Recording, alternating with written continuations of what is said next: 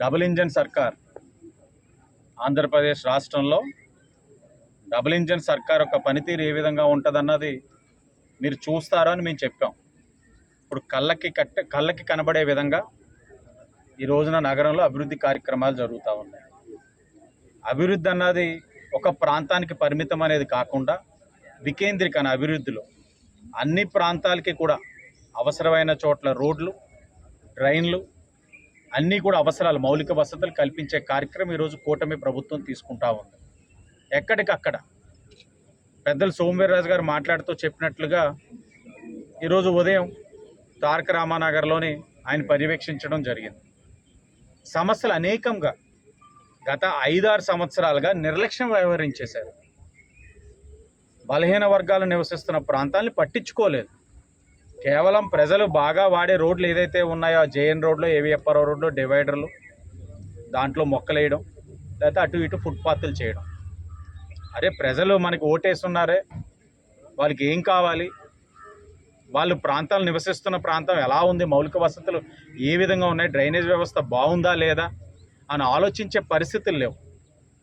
ఈ రోజున కొంతమంది అధికారుల నిర్లక్ష్యం ఇంకా చాలా స్పష్టంగా కనబడతా ఉంది. శాఖల మధ్యన సమన్వయ లోపం కూడా చాలా స్పష్టంగా కనబడతా ఉంది. చెప్తా ఉన్నాం, 10 నెలలు అయ్యింది.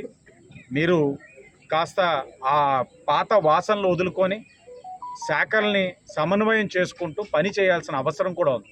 ఎందుకంటే 10 నెలల కింద మేము వెళ్ళినప్పుడు ఎలక్ట్రికల్ డిపార్ట్మెంట్, కార్పొరేషన్ని సమన్వయం చేసుకొని సమస్యను తీర్చమని తారక రామానగర్లో చెప్తే ఈరోజు పెద్దలు ఎమ్మెల్సీ గారు అక్కడికి వెళ్ళిన తర్వాత సమస్య అక్కడికక్కడే ఉంది, అలాగే ఉంది. లేదు, చేయాల్సిన అవసరం ఉంది. మారుతారు, మారుస్తాం.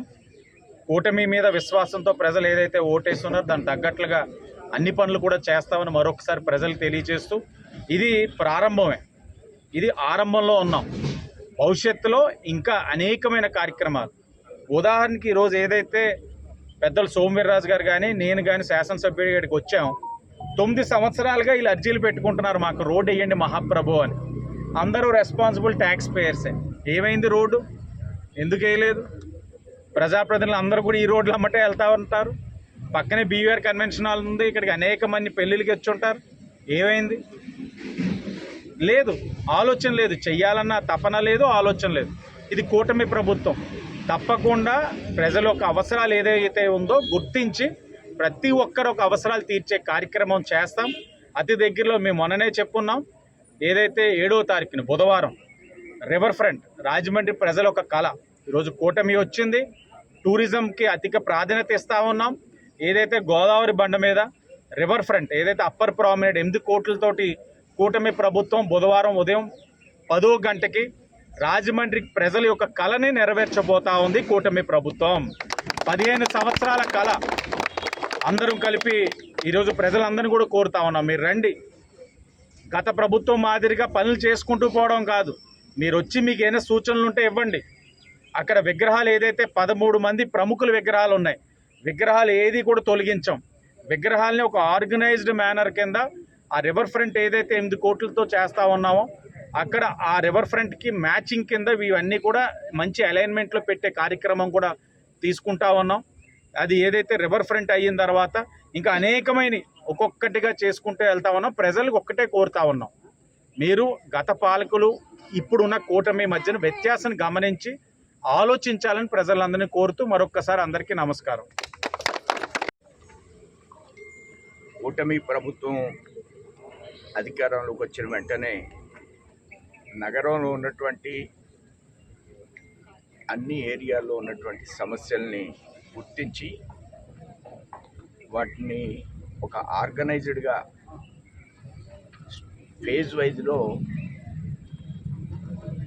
మరలా ఒక సమస్య రాకుండా ఉండే విధంగా డ్రైనేజీ దగ్గర నుంచి, రోడ్స్ దగ్గర నుంచి ఆ విధంగా మన ఎమ్మెల్యే గారు ప్లాన్ చేస్తున్నారు.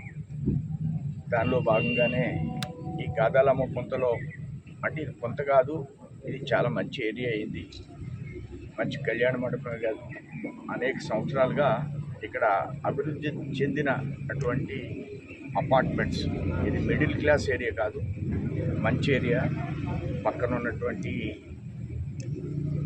బ్లాక్తో పాటు దీన్ని కూడా అదేవిధంగా అభివృద్ధి చెందే విధంగా కార్యక్రమాలు చేపట్టడం వారి యొక్క ఆలోచన విధానాన్ని ప్రశంసిస్తున్నాను.